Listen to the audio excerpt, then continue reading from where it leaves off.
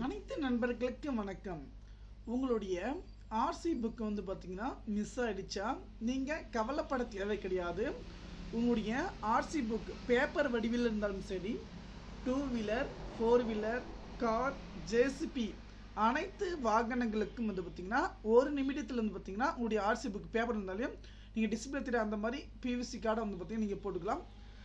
வள்ளி வந்து பார்த்தீங்கன்னா நீங்கள் என்னுடைய டெலகிராமுடைய லிங்க் வந்து பார்த்தீங்கன்னா நான் டிஸ்கிரிப்ஷன் கீழே வந்து பார்த்தீங்கன்னா கொடுத்துருக்கேன். அந்த லிங்க் கிளிக் பண்ணி மெசேஜ் பண்ணுங்கள்.